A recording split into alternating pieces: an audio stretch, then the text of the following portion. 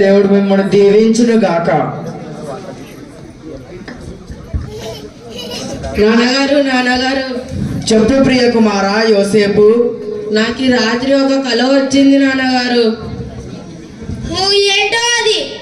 చేనులో నా పన నిలుచుచుండగా మీ పన నా పనకు చుట్టుకొని సాష్టాంగ పడినట్లు వచ్చింది నాన్నగారు.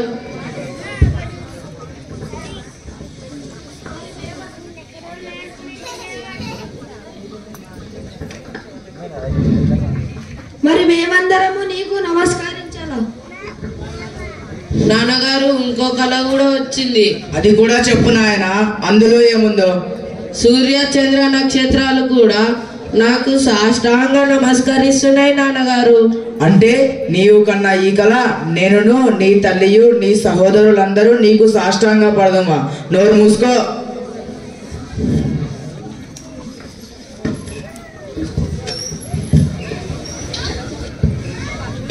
పిచ్చి పిచ్చి కళలు కనుకు కొట్టానంటేనా?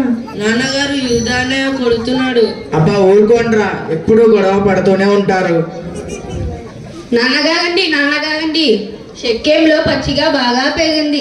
మనం అందరినీ అక్కడికి తీసుకువెళ్దామండి. అలాగే నాయన. అన్నయ్యలు నేను కూడా వస్తాను. నువ్వేం వద్దు పో. నువ్వు వద్దులే యోసేపు, అన్నయ్యలు వెళ్తారులే. సరే నాన్నగారు. నాయన యోసేపు. నమస్కారం నాన్నగారు. నాయన యోసేపు. నమస్కారం నాన్నగారు. మీ అన్నయ్యలు షేకేంలో మందను మేపడానికి వెళ్ళారు కదా? అవును నాన్నగారు. నువ్వు కూడా వెళ్ళాలని ఆశపడ్డావు కదా?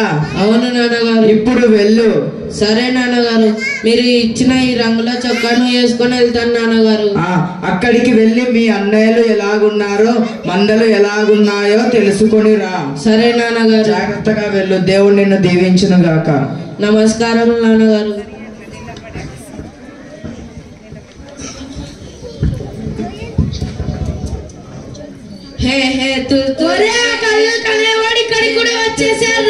అన్నయ్యలు మీరు ఎక్కడున్నారు అన్నయ్యలు? నానా వీడిని ఎక్కువ ప్రేమిస్తావు కదరా? లేదన్నయ్యలు. చూడు, ఆ రంగు చొక్కా వీడికే కుట్టించాడు. వీడు ఎప్పుడు మన మీద చాలా చెబుతూనే ఉంటాడు. లేదన్నయ్య. ఇప్పుడు కూడా మనం ఏం చేసామని చూసి నాన్నకు చెప్పడానికే వచ్చుంటాడు. లేదన్నయ్య. అన్నయ్యలు వీడిని చంపేద్దాం అన్నయ్యలు. అన్నయ్యలు వద్దన్నయ్యలు.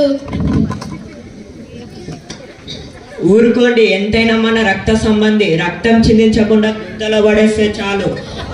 ఇంకా వాడితో మాటలేంట్రా? పట్టుకోండి వాడిని. అన్నయ్యలు మీరు ఏం చేస్తున్నారు అన్నయ్యలు? ఈ మొక్కానికి రంగుల చొక్కా ఒకటి తీసేయండిరా. ఆగండిగా. మరి నాన్నగారు వీడి గురించి అడిగితే ఏం చెప్పాలి? అడవి జంతువు తినేసిందని చెప్దాం. అలాగే చేద్దాం. అప్పుడు వీడు కన్న కలలు ఏమవుతాయో చూద్దాం. వీడిని చంపితే ఏం లాభం? అక్కడ ఇస్మాయిల్ వాళ్ళు ఉన్నారు. వాళ్ళకి అమ్మేస్తే 20 తులాల పెండి అన్నా డబ్బులన్నా వస్తాయి. అమ్మేంట్రా వీడిని. అమ్మయ్యా, వీని పీడ విరగడైంది.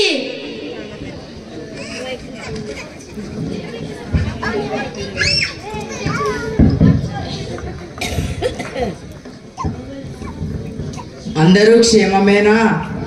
అందరూ క్షేమమే నాన్నగారు. మరి కానీ ఏంటి నాయన నసుకుతున్నావు? ఏమి లేదు నాన్నగారు. గుర్తించండి, ఈ రంగుల చొక్కా ఎవరిది? మీ ప్రియకుమారుడు యోసేపుదేనా?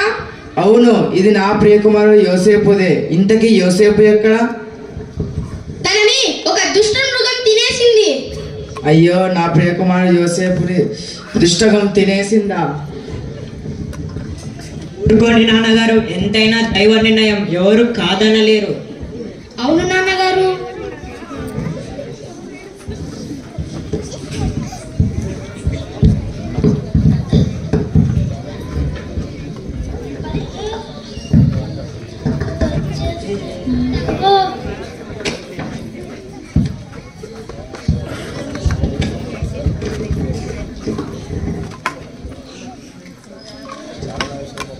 నేను కనిన కల భావం తెలుపగల సామర్థ్యం గల జ్ఞానులు ఈ దేశంలో ఒక్కరు కూడా లేరా? ఇంతమంది శకునగాండ్రులు విద్వాంసులు ఉన్నా కూడా నేను కనిన కల భావం తెలుపగల జ్ఞానులు ఒక్కరు కూడా లేరా? ప్రణామములు రాజా.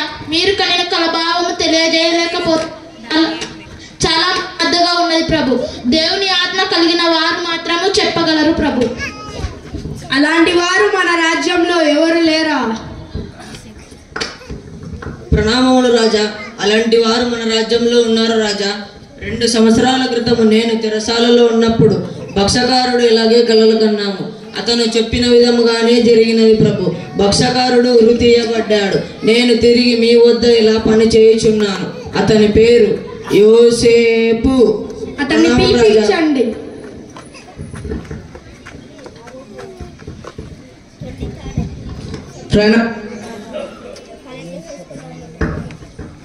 ప్రణామములు రాజా. నీవేనా కలలు భావం తెలుపుటలో మహా నేర్పరివి? నేను కనిన కల భావమును తెలుపగలవా? నా వల్ల కాదు. దేవుడే మీకు క్షమాకరమైన ఉత్తరం ఇచ్చును. మీరు తెలిపిన కలభావమైన ఏమనగా ఐగుప్తులో 7 సంవత్సరాలు సమృద్ధిగా పంటలు పండుతాయి.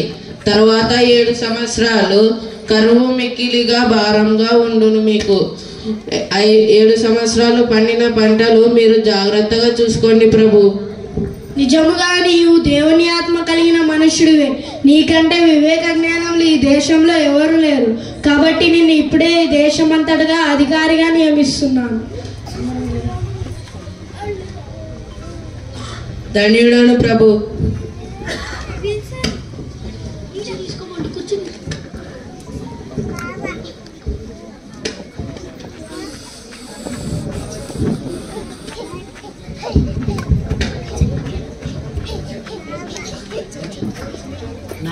నాన్నగారు, మీ కుమారుడు మా సహోదరుడైన యోసేపు ఇంకా బ్రతికే ఉన్నాడు నాన్నగారు.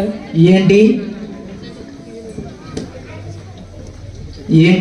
ఎప్పుడో 25 ఏళ్ల క్రితం చనిపోయిన నా కుమారుడు ఇప్పటికీ బతికే ఉన్నాడా? అవును నాన్నగారు.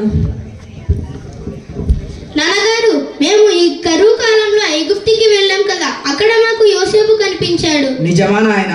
ఎంత చల్లటి వార్త చెప్పావు.